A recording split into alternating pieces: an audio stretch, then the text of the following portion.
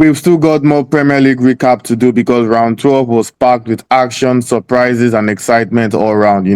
We discussed the last video where Arsenal dealt with Spurs, Brighton pushing up the table.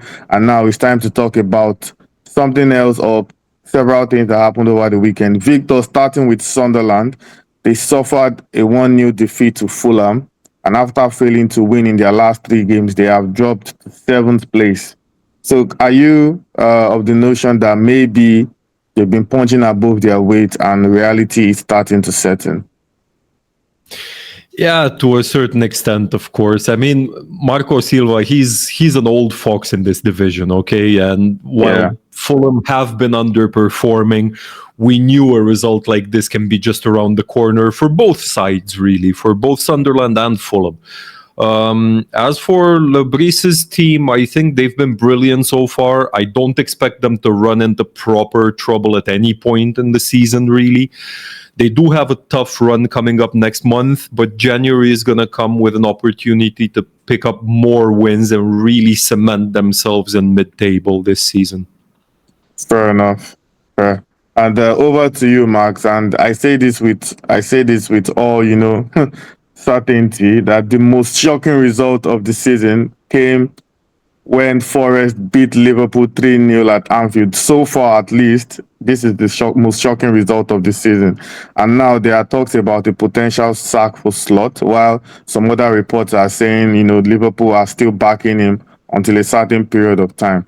But the question is, how bad do you think it would get before Liverpool will finally decide and say, we have to part ways with Slot? Yeah, I just read it yesterday that Liverpool are full of confidence in Arne Slot and they're not even thinking about sacking him. Speaking of which, I'm not really sure that he's the main problem of current Liverpool squad, honestly.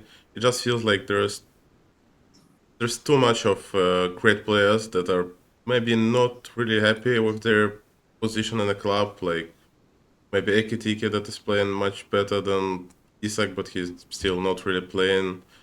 Or some other guys like Soboslai that is also not always starter. It just feels like the atmosphere on the team is not really great. So probably that's why. So I wouldn't say that Arne Slot is the biggest problem. Fair play. At least this time, Victor has to look at the table because this is round 12. But anyways, back to you, Victor. With only 2 points after 12 games so far, are Wolves potentially looking at being the worst Premier League side of all time?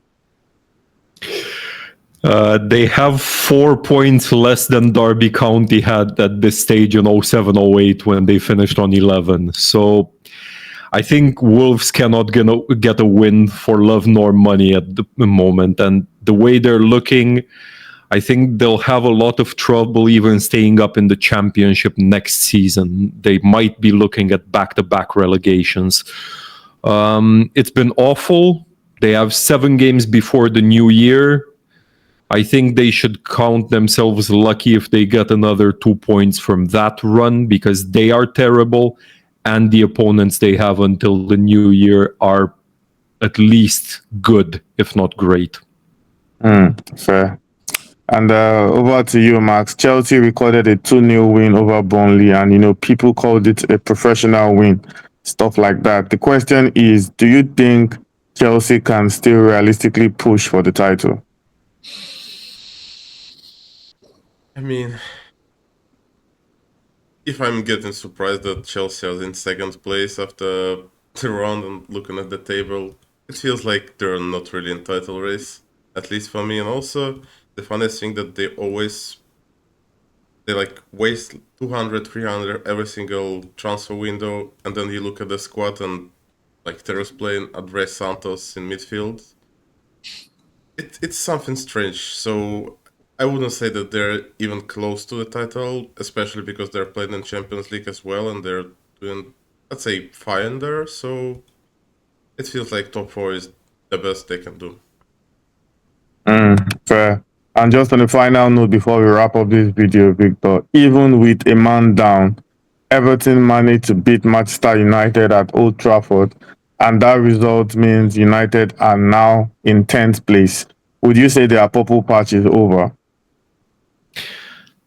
Not really. I mean, it was obviously a poor show against Everton. There's no question about it. But United, they've been doing badly over the last 3 games, but they have Palace, West Ham, and Wolves coming up. I don't think they're winning all 3 necessarily, but I think 6 or 7 points should be doable if they can sort themselves out even at least a little bit. And I still don't think that they're gonna get to the Champions League spots by the end of the season or anything like that. But it's an okay run. They need a buffer season. This is maybe it.